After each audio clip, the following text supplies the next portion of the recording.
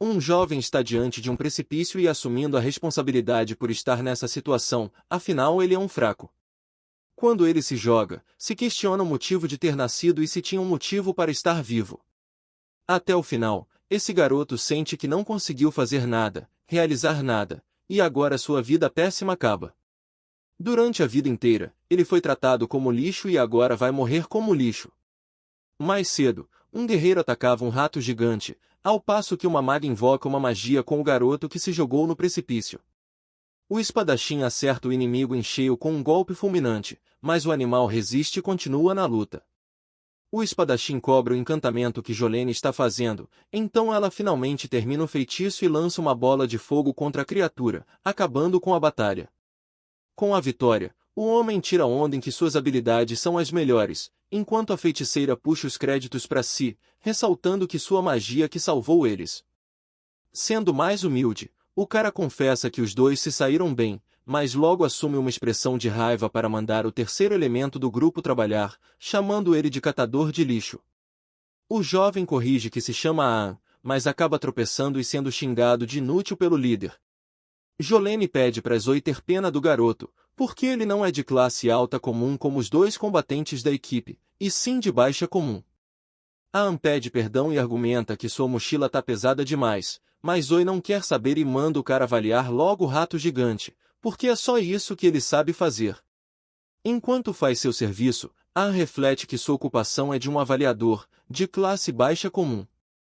Ao nascer, a deusa da luz concede a cada ser uma ocupação, enquanto a deusa da escuridão concede habilidades. Ao treinar essas habilidades, você pode conseguir uma infinidade de capacidades, mas as ocupações são passadas de geração em geração, e nunca podem ser mudadas. Essas ocupações são divididas em 3 níveis: classe baixa comum, alta comum e rara. A classe mais alta possui poucas pessoas, como comerciantes ricos e estrategistas militares. Na segunda mais alta, tem pessoas como Zoe e Jolene, magos e cavaleiros feitos para lutar. Por último, no nível mais baixo, ficam camponeses e avaliadores que não são feitos para a batalha. Como as ocupações são herdadas, geralmente os filhos continuam na mesma profissão dos pais, mas como perdeu seus pais cedo, Aan não conseguiu continuar o negócio da família. Por essa razão, o jovem pegou outro caminho aberto para as classes comuns e se tornou um aventureiro, sonhando em ser rico. Contudo, nem sempre nós conseguimos o que queremos. Ao usar sua habilidade de avaliação, Aan analisa que o rato gigante possui classificação de raridade F, o rank mais baixo, mas seus dentes incisivos são de rank D. O problema é que o garoto não consegue arrancar as presas na força bruta. Zoe reclama que o cara está demorando, então Aan pede ajuda para abrir a boca do rato. Zoe fica ofendido com esse pedido, porque jamais tocaria nesse bicho imundo, e Jolene complementa que esse é trabalho para um catador de lixo. Sem paciência, o espadachim joga uma pedra na cabeça do garoto e dá um chute na cara dele. Jolene ainda diz que eles dois se arriscaram para manter Aan seguro, enquanto ele só fica parado e distraído ao invés de demonstrar gratidão. Nisso, apesar de ter sido agredido, Aan pede desculpas por seu comportamento. Afinal de contas, ele sabe que no fundo, o mundo não é um lugar justo. Logo, o jovem continua seu trabalho e abre a boca do rato com dificuldade, enquanto seus companheiros de time riem do nojo que é assumir esse tipo de função. Zoe ressalta que ser um avaliador deve ser horrível, já que basta levar o corpo do rato para a guilda que lá eles podem avaliar o animal com ferramentas mágicas. Sobre isso, Aan concorda que eles estão certos, porque a única coisa que ele sabe fazer é encontrar e arrancar materiais e monstros. Em outras palavras, no fundo, ele é mesmo só um catador de lixo. Então Zoe vai além, dizendo que eles fizeram o favor de deixar o catador entrar no grupo, mas só porque não quer colocar nenhum corpo nojento na sua bolsa mágica. Dito isso, os dois combatentes continuam o caminho e mandam Aan acabar logo com o serviço. Sozinho, a boca do garoto treme de tristeza e ódio, mas a única coisa que ele pode fazer é suportar. Quando o grupo segue caminho, eles encontram, por sorte, o cadáver de um cão do inferno. Na horas, Oi manda o catador de lixo vasculhar o corpo, mas Aan ressalta que isso é um pouco estranho, porque segundo as informações da guilda, esse tipo de monstro não deveria estar nessa masmorra. Zoe não quer saber de papo mole e chuta o garoto para cima do cadáver, ao passo que Jolene celebra o fato dos materiais do cão do inferno valerem uma nota. Na opinião do guerreiro, isso pede uma bebida depois da expedição, e então quando eles chegarem na hospedaria, bem que podia ter outra diversão com a maga. Anne avalia que o cão do inferno é uma raridade de rank B e Zoe observa, em meio a 2 caminhos à frente, que tem outro cadáver do mesmo monstro no caminho da direita. Então os olhos de Anne são tomados pelo pavor, porque com certeza algo não está certo, já que o mapa diz que só tem um caminho. Cansado da birra do catador, o líder do grupo ameaça demitir Anne se ele se recusar a prosseguir. Anne tem noção de que poucos grupos aceitariam alguém com sua ocupação inútil, portanto decide continuar com sua equipe atual. No decorrer do grupo, eles encontram vários cães do inferno mortos, e Zoe acha que esse é uma montanha de tesouros. Anne expressa sua preocupação de novo, porque se tivesse sido um aventureiro que matou todos esses cachorros, teria coletado os materiais. O líder manda o catador calar a boca, mas de repente, um bando de cães do inferno surge na frente deles. Sabendo que não podem lidar com tantos inimigos, os humanos pensam numa forma de fugir. Então Zoe tem a ideia de fazer Jolene paralisar a Anne e deixá-lo como isca. A maga concorda com o plano, e quando o garoto é impedido de se mover, os demais integrantes do grupo saem correndo e deixam ele para a morte. Diante disso, os cães avançam para cima do garoto e o destroem com suas mordidas. A dor era tanta que chegou a anular a paralisia, então Anne aproveita para acertar 2 cachorros com uma pedra. Depois, ele joga toda a comida que tinha na sua mochila para distrair os monstros e foge o mais rápido que pode, embora as feridas fossem tão profundas ao ponto de impedir que ele corresse. Porém, para piorar a situação, seus companheiros de equipe fecharam a saída. Anne encontra outro caminho, mas o final dava direto para um precipício. Nesse momento, Anne pondera sobre a pior forma de morrer, ser devorado vivo por cães do inferno ou pular num buraco que nem ao menos se sabe a altura. Ironicamente, no fim da vida, o garoto analisa que passou sua trajetória baixando a cabeça para gente escrota como Jolene e Zoe, e ainda terminou abandonado e sem nenhuma habilidade útil para se defender. Seja como for, o jovem se culpa por ser fraco e se joga. Algum tempo depois, uma espécie de aparição em forma de mulher se aproxima do corpo de Anne e beija a testa cheia de sangue dele. Aos poucos, o humano abre os olhos e se pergunta se está num sonho, conforme enxerga aquela figura feminina na sua frente. Depois, quando ele fecha e abre os olhos mais uma vez, nota que se encontra perante uma árvore gigantesca e que suas feridas foram todas curadas. Ao seu redor, uma cachoeira interminável cercava o local. Anne avalia a água e percebe que é a gota da árvore do mundo, capaz de curar doenças e feridas instantaneamente. Quando ele avalia a árvore, descobre que é a própria árvore do mundo, capaz de produzir mana infinita e de viver sem lua solar. Anne fica de boca aberta porque acha que será apenas uma lenda. Há muito tempo, esse mundo tinha uma única árvore do mundo.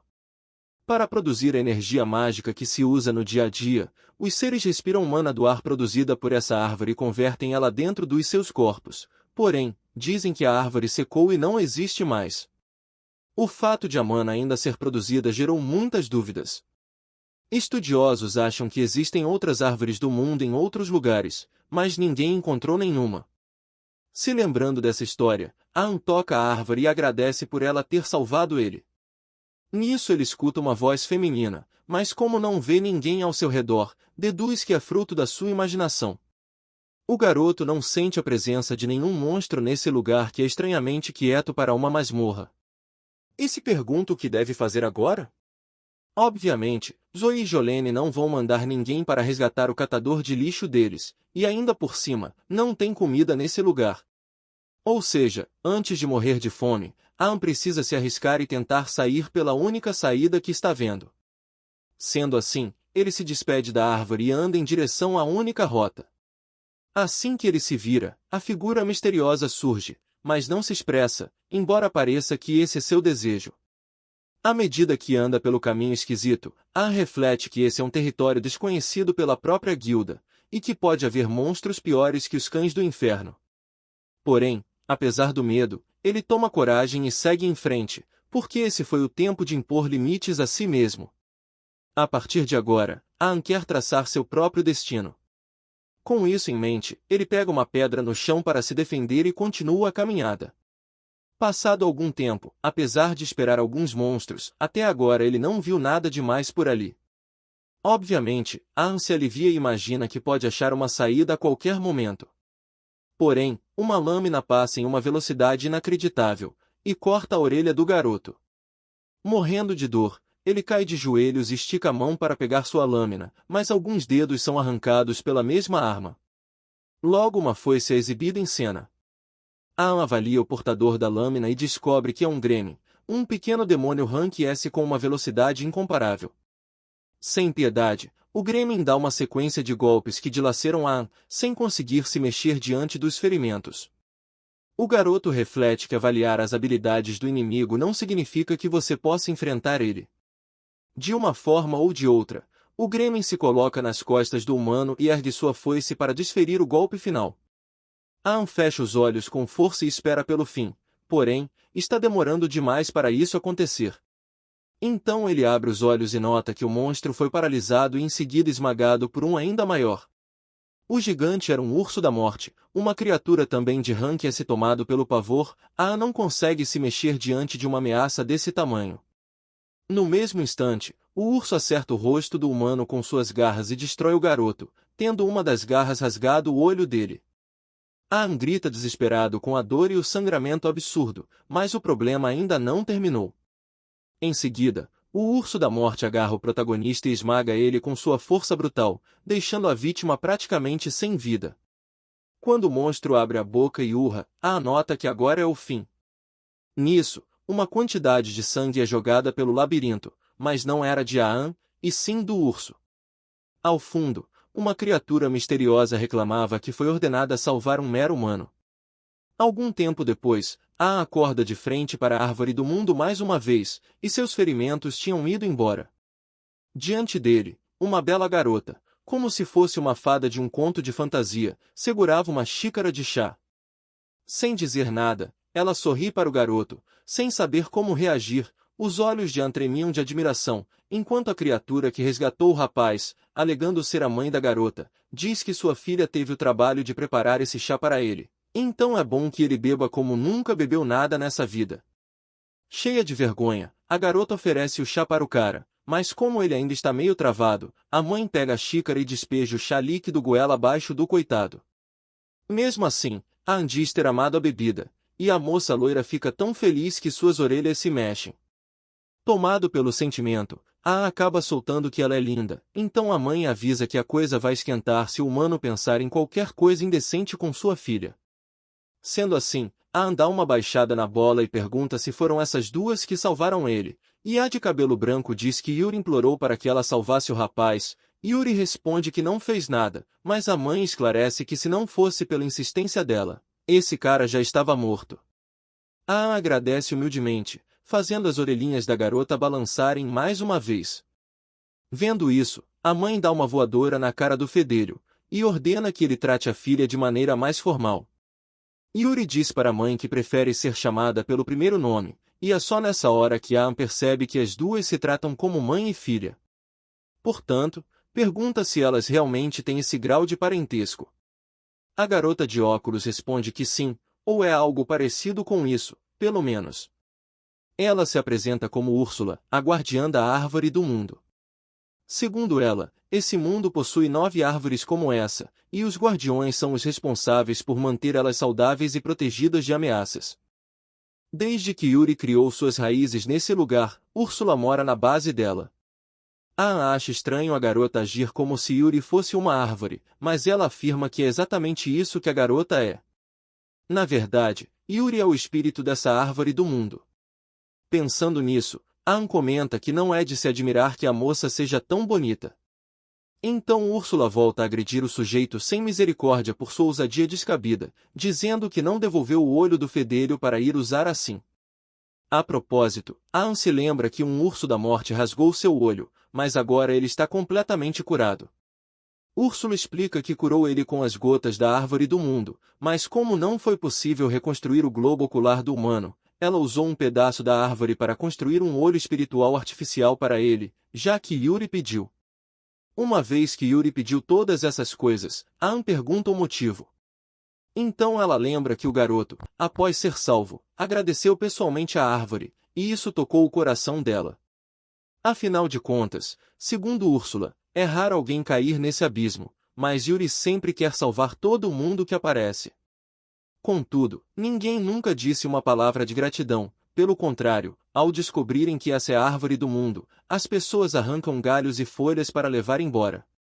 Por essa razão, Yuri ficou feliz ao escutar as palavras de Anne. Sendo assim, o garoto aproveita para agradecer por ter sido salvo 2 vezes, e ainda diz que deve sua vida a ela. Dessa vez, a garota não só balança a orelha, mas também seu corpo inteiro de vergonha. De saco cheio desse clima, Úrsula manda o moleque meter o pé, porque já foi salvo e não tem mais o que fazer ali. No entanto, Yuri tem certeza que ele vai morrer se tentar voltar sozinho, e pede para a guardiã fazer alguma coisa. A protetora argumenta que seu juramento só permite que ela fique até certa distância da árvore do mundo, e o feitiço de teleporte não funciona nesse lugar, ou seja, não tem jeito. Escutando isso, Yuri começa a chorar. Então Úrsula amolece o coração e se compromete a treinar a Anne para que ele seja forte o suficiente para ir embora dali sozinho. Emocionado com essa oportunidade, o garoto abraça as duas criaturas misteriosas com entusiasmo.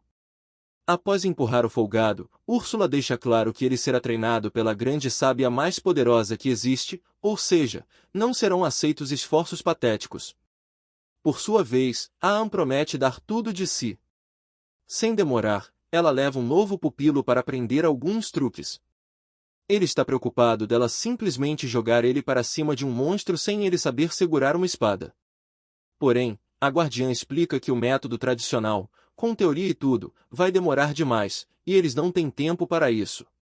Em outras palavras, Anne será treinado mais na prática do que qualquer coisa. Dito isso, ela manda ele olhar para o fundo do corredor, mas ele não conseguia ver nada por conta do escuro. A mestra ensina que agora ele tem um olho espiritual, e que ele está longe de ser um órgão comum como o dos humanos. O segredo é o rapaz estar ciente disso. Assim que ele fizer isso, as coisas vão mudar. Focando nesse ensinamento, Anne lembra que seu olho esquerdo foi destruído pelo urso, e isso mergulhou ele na escuridão. Porém, Yuri deu a luz a ele, e tudo o que ele verá nesse mundo de agora em diante possui a bênção daquela mulher por trás. Pensando nisso, ele sente seu olho espiritual aquecer, e quando ele abre, consegue enxergar nitidamente o corredor inteiro. Feito isso, Úrsula inicia o treinamento para valer, chamando Graelin para cima do aprendiz. Na mesma hora, o monstro começa a circular ao redor com toda a sua velocidade inalcançável, deixando-a apavorado. Segundo Úrsula, ele deve desviar de todos os movimentos desse oponente. O garoto tem certeza que não é capaz, mas a mestra lembra que ele possui o poder da avaliação.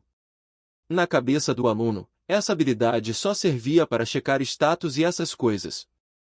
Mas como a professora já tinha dito, o olho espiritual muda o sentido de absolutamente tudo que o humano domina, e essa técnica não foge disso. Sendo assim, ele usa a avaliação no Graelin, e no painel estava escrito que o monstro iria cortar sua orelha direita em alta velocidade.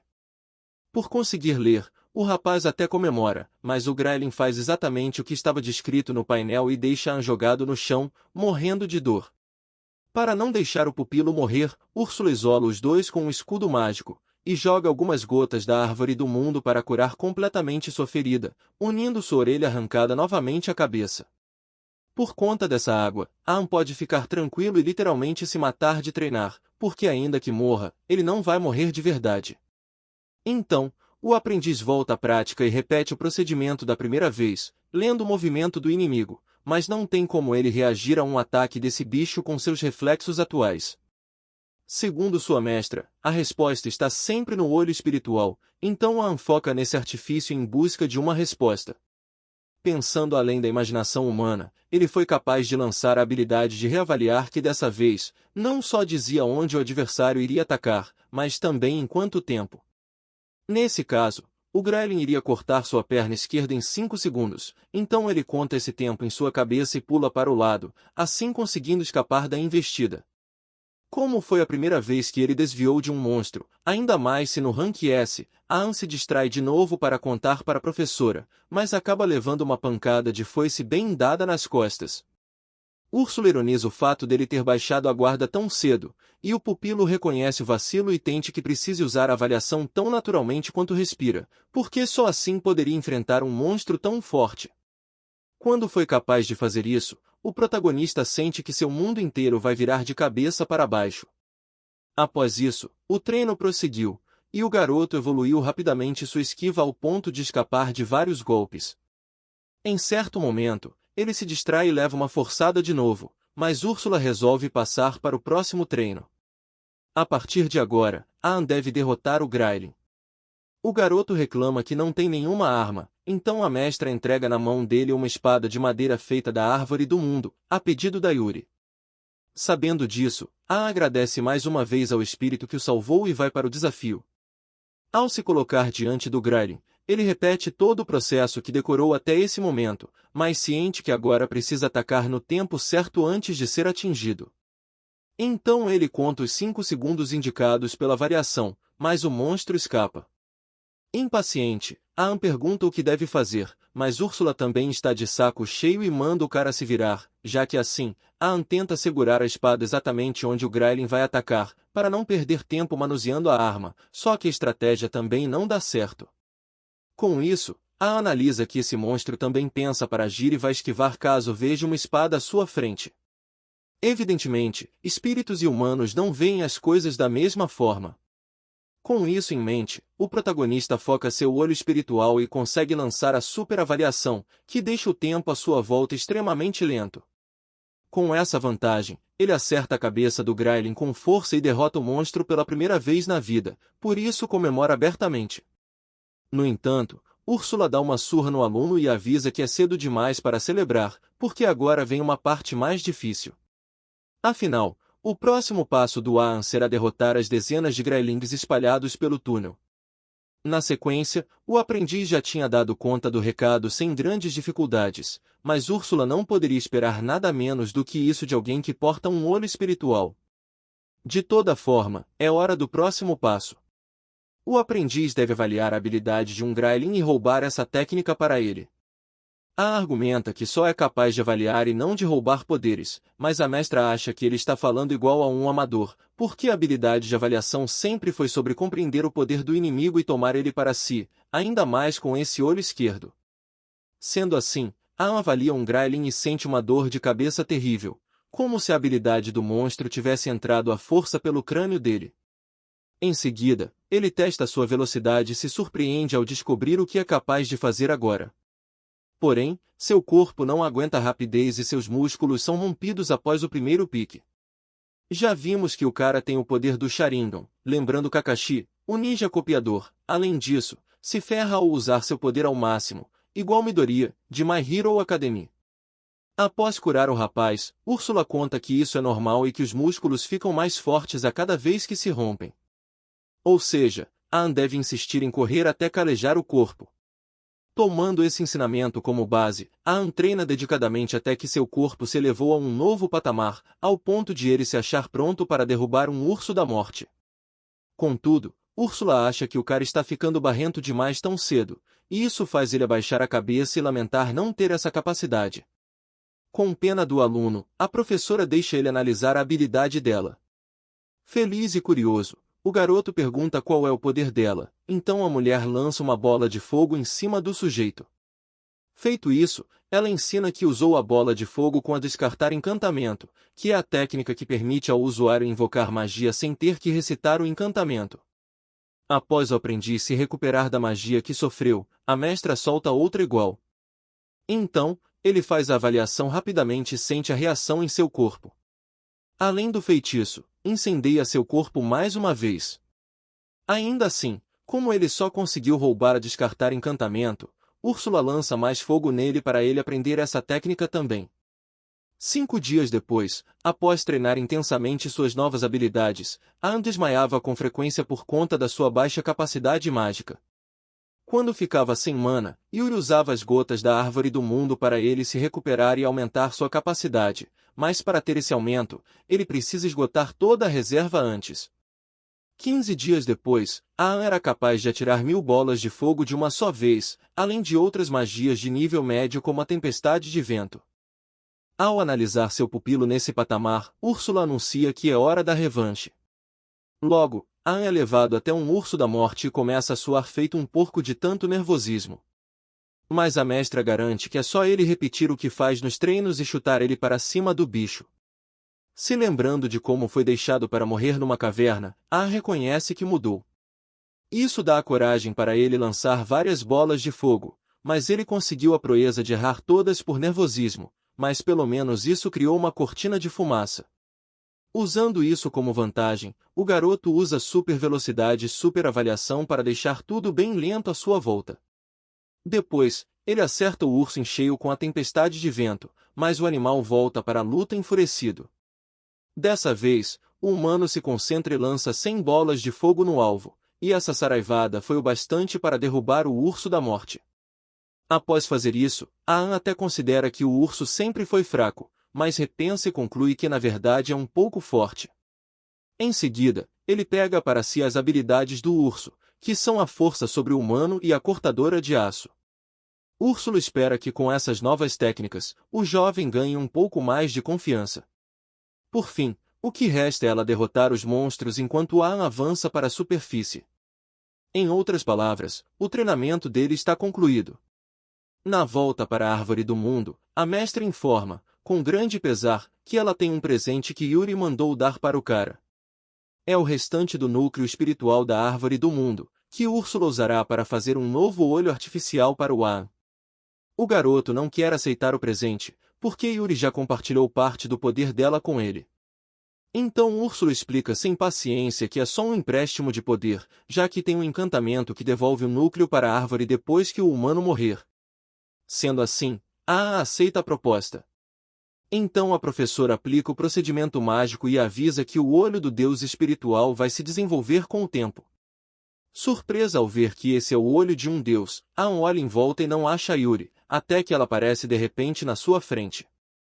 Ele pergunta como ela surgiu do nada, e ela explica que veio de dentro do olho dele. Úrsula complementa que com todo o núcleo espiritual transplantado para o olho do Aang, ele se torna essencialmente a mesma coisa que a árvore do mundo. Junto disso, quer dizer que a própria Yuri pode residir dentro do olho do garoto.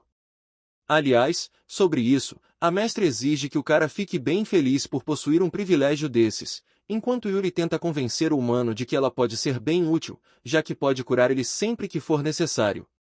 Aang gosta do que ouve, mas pergunta para Úrsula o que ela tá achando disso. Como resposta, Úrsula dá uma voadora na cara do sujeito, seguida de uma giratória nas costas, enquanto explica que seu sonho nunca foi confiar sua filha a um lazarento qualquer. Já que é assim, Aang pergunta por que ela aceitou fazer isso. Então ela conta que Yuri só tem a ela desde que nasceu, nunca teve uma amizade e sempre se sentiu sozinha. Foi por isso que ela deixou que acontecesse a transfusão, porque o Aang pode até ser um completo bobo, mas tem um bom coração e vai mostrar o mundo para Yuri com esse olho. Dito isso, Úrsula dá como presente de despedida uma marca mágica na mão do garoto, que possui o feitiço Armazenamento Infinito. Basta desejar que ele pode armazenar o que quiser dentro desse brasão. Para começar, ela passa uma espada espiritual para ele armazenar, mas antes disso, ela fura o olho do coitado com a lâmina. Depois, enquanto ele rola de dor no chão, a professora anuncia que também dará uma pedra filosofal para o aluno. Ela enfia a pedra goela abaixo no garoto, e isso faz o olho direito dele brilhar.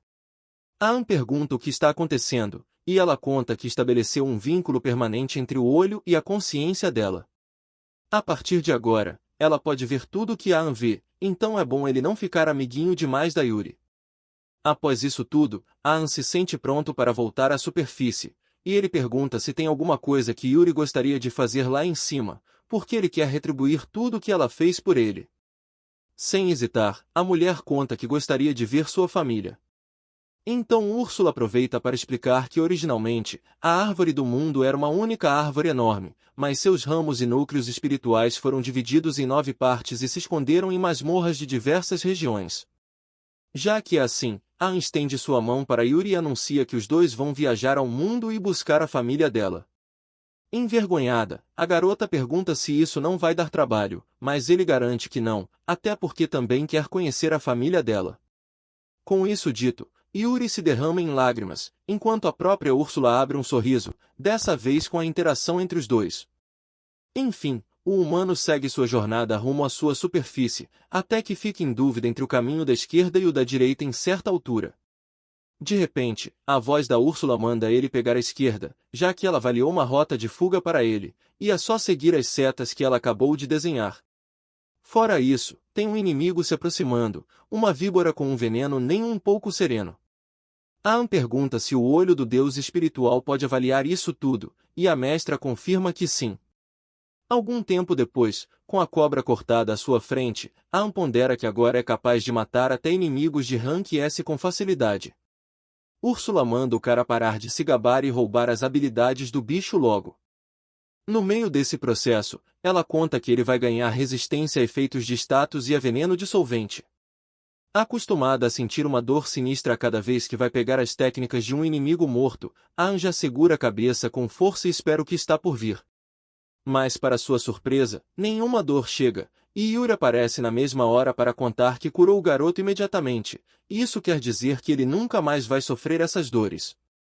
Feliz da vida, Anne faz questão de dizer que se sente grato por ter conhecido Yuri, e essas doces palavras deixam a garota em estado de combustão emocional. Mais tarde, Anne se depara com uma porta imensa e ameaçadora, que ele terá que atravessar de qualquer jeito se quiser chegar à superfície. Nisso, Úrsula conta que cada masmorra tem um monstro que chamam de chefão, e que cada masmorra é como um ser vivo que consome pessoas, e um ser vivo possui um coração, que pode ser chamado de núcleo do labirinto. É claro, as dungeons não podem permitir que seus corações sejam destruídos facilmente, e é por isso que elas colocam as criaturas mais fortes para proteger ele. Ao escutar isso, Anne reflete que Yuri e Úrsula se tornaram fortes o bastante para derrotar monstros de rank S, mas mesmo esses monstros fortes não devem ser comparados aos chefões. Pensando nisso, o garoto começa a tremer, então Yuri surge, segura o punho dele e garante que vai dar tudo certo. Com isso, Anne reflete que não é mais o cara que foge desesperado, catando lixo enquanto espera pela morte. Agora ele é um avaliador que recebeu a bênção divina da árvore do mundo. Mantendo isso em mente, ele abre a porta e dá de cara com o coração da masmorra, o núcleo do labirinto. Nesse instante, um enorme círculo de invocação surge no chão diante dele e Yuri. Após o processo de invocação, surge uma criatura gigantesca e ameaçadora. Anne pede para Yuri entrar no seu olho, enquanto o garoto avança para cima do boss com a convicção de que vai ganhar. Ao mesmo tempo, Úrsula dá dicas sobre como vencer uma criatura desse tamanho. Devido à diferença de tamanho, ela indica que é preciso primeiro se aproximar, o que o humano faz. Em seguida, ela avisa que o humano sofrerá um impacto em 2 segundos. Então Anne prepara sua força sobre-humana para endurecer os braços e absorver o dano surreal do soco do monstro. Obviamente, o impacto era grande demais para ser uma defesa tranquila, e Anne ameaça ceder à pressão diante de tal força. Então Yuri se apressa para curar o garoto. Ao mesmo tempo, Anne reflete que seu antigo eu já estaria se molhando de medo, mas ele não é mais assim. Nisso, ele aciona o veneno dissolvente na mão do monstro, derretendo ela por completo. Louco de raiva, o monstro usa sua mão esquerda para atacar repetidamente, mas Anne consegue escapar da morte por pouco. Embora saiba que não vai vencer essa luta tão facilmente. Falando nisso, Úrsula vê que o negócio não está indo bem e libera o uso da magia de nível máximo que ensinou para o aluno, porque ele está com a quantidade de mana bastante para lançar esse feitiço supremo uma vez, pelo menos. Sendo assim, Anne inicia a conjuração da skill, e após alguns segundos, ele arremessa Nova Strike contra seu alvo, o que gera uma explosão avassaladora na sala do chefe. Quando a poeira baixa, uma cratera tinha sido feita no chão, com o monstro reduzido a pó lá dentro. Anne se perguntava se venceu, sem conseguir acreditar que era possível, ao passo que Yuri aparece para dizer que isso foi realmente incrível. Apesar de ter feito o que fez, Anne reconhece para si que jamais poderia ter vencido sem a ajuda dos amigos, Portanto, ele segura a mão de Yuri e diz que tudo isso foi graças a ela. Úrsula intervém rapidamente e manda o cara avaliar o golem. Ao fazer isso, ele ganha diversas habilidades, como o poço de gravidade e a fortaleza imóvel, mas a professora chama a atenção dele para o núcleo. Ao aparecer ao lado do humano, ela explica que o olho esquerdo dele é essencialmente a árvore do mundo agora, então ela pode se teletransportar para perto dele sempre que quiser. Dito isso, ela observa que esse núcleo do labirinto é igual ao núcleo espiritual, ou seja, Úrsula pode fortalecer ainda mais o olho do pupilo com esse item. Assim, ela absorve o núcleo e transfere seu poder para o Aan, que evoluiu o olho espiritual para o nível 2. Depois de saírem da sala do chefe, a porta se fecha, fazendo Aan questionar se eles não vão mais poder voltar. Úrsula conta que a perda do núcleo da masmorra fechou a rota para a árvore do mundo, e até o buraco de onde Aan caiu foi selado. Em outras palavras, ninguém mais pode alcançar a árvore do mundo. Sabendo disso, o trio continua sua jornada até a superfície. Enquanto isso, na cidade, Zoe, o líder do antigrupo do Aan, bebe ao lado de dois companheiros e finge estar triste por conta da morte de Aan para os cães do inferno daquela masmorra. Segundo ele, o garoto se sacrificou pelo resto do time. Outro homem pergunta por que um catador de lixo faria isso. Então, Zoe finge um surto e manda o cara não chamar ele assim, porque o Aan foi um cara corajoso que morreu protegendo os amigos. Ao mesmo tempo, por dentro, Zoe ri da situação, ainda mais porque a única pessoa que sabe disso tá morta, então não pode contar para mais ninguém. Enfim, ele continua sua atuação dramática diante dos amigos, até que Aan surge atrás dele e pergunta quem morreu. Zoe cospe sua bebida fora na mesma hora e pergunta como o cara escapou da morte. Ele responde que derrotou os cães. Zoe agarra o ex-companheiro e diz que ele nunca seria capaz de matar aqueles monstros, enquanto um dos amigos pergunta por que o cara não tá feliz, já que aquele que salvou a vida dele retornou vivo. Nessa hora, Aan aproveita para corrigir que, na verdade, Zoe e Jolene paralisaram ele e deixaram ele como isca para os cães do inferno. Ao saberem disso, todos os presentes da taverna se revoltam contra a atitude maligna do aventureiro e agridem o rapaz de todas as formas, até que o próprio Aan protege o ex-líder, argumentando que o importante é que ele ainda está vivo. Por dentro, Aan reflete que apesar dos pesares, Zoe foi o único que aceitou ele em um grupo, porque Aan sempre foi um inútil deixado de lado, e foi por conta desse abandono que sofreu que ele conheceu Yuri e Úrsula. Sendo assim, o protagonista se aproxima do antigo companheiro e agradece a ele por tudo. Com isso feito, todos ao redor ficam de queixo caído com a atitude do homem que foi deixado para morrer, ao ponto de acharem que Aan não é a mesma pessoa. Dias depois, o garoto ganha novas habilidades ao derrotar o chefão de uma masmorra perto da capital, além de ter evoluído seu olho de novo, podendo agora ler qualquer coisa escrita. Na volta, ele lamenta não ter encontrado nenhuma árvore do mundo, embora saiba que será bem difícil encontrar alguma. Em meio a isso, o grupo escuta uma carruagem sendo atacada à frente, então corre para ajudar e elimina todos os inimigos que estavam agredindo os humanos. Após salvar as pessoas, Aan se aproxima para ver se tá tudo bem, e uma garota sobrevivente olha para o rosto do rapaz e se apaixona, então abraça ele com força e o garoto o chama de herói. O homem ao lado se apresenta como Jasper, chefe de uma empresa comercial, e informa que a mulher se chama Cláudia von Gaeta, a terceira princesa desse reino. Depois disso, a princesa reúne seus salvadores na sua mansão para agradecer, além de aproveitar para tirar outra casquinha do herói com um outro abraço. Mas dessa vez, Yuri se coloca na frente para impedir. No ímpeto, ela justifica que fez isso porque é esposa do Aan. Então Cláudia responde que não tem problema, é só ela se tornar a segunda esposa, para confundir ainda mais a cabeça do protagonista. Jasper também se oferece para casar com ele, ressaltando que é chefe de uma guilda chamada Companhia Ginó. Enquanto ele leva todos os convidados para algum lugar, ele comenta que os produtos dessa companhia estão em todo lugar. Logo eles chegam numa sala cheia de joias preciosas e Jasper diz que sua missão é proteger todas as joias do mundo para preservar seu brilho para sempre. Aliás, o homem notou que o olho esquerdo de Liam é espiritual e pergunta se ele já ouviu as lendas sobre isso. Há muito tempo, a árvore do mundo ficava na superfície. Para selar Tora, o Lorde Demônio da Calamidade, que tentou destruir o mundo. A árvore do mundo usou todo o seu poder e acabou morrendo, deixando para trás seus núcleos espirituais. A propósito, Jasper estava procurando por um desses núcleos há muito tempo e, de repente, Anne surge em sua vida. Por conta disso, ele deseja se casar com o rapaz. Anne já estava pronto para recusar, mas Úrsula o puxa para um canto e lembra que esse cara tem informações sobre a árvore da vida, além de ter grana infinita. Deixando de lado essa opinião tosca, Anne oferece apenas sua amizade para Jasper, que aceita numa boa, pelo menos por enquanto. Aliás, o empresário chamou um aventureiro para morar na mansão dele, contando que um dia será o lar do seu novo marido. Tentando manter a seriedade da conversa, Anne diz que é capaz de conseguir o núcleo espiritual e pede pistas sobre onde encontrá-lo. Esse final me pegou desprevenido, eu ri que nem um maluco pois não esperava que ele fosse virar um chamariz de casamento. Pessoal, vou estar trazendo novos animes por aqui, esse está sendo lançado semanalmente, então deixem o like para eu saber que vocês gostaram e trazer a continuação dele por aqui. Quem quiser doar, qualquer pix é bem-vindo. Isso ajuda demais o nosso trabalho. Além disso tem o valeu do próprio YouTube e o nosso clube de membros. Estarei colocando animes especiais para membros, pois tem animes que não posso deixar visível para todos, pois o YouTube derrubará ele.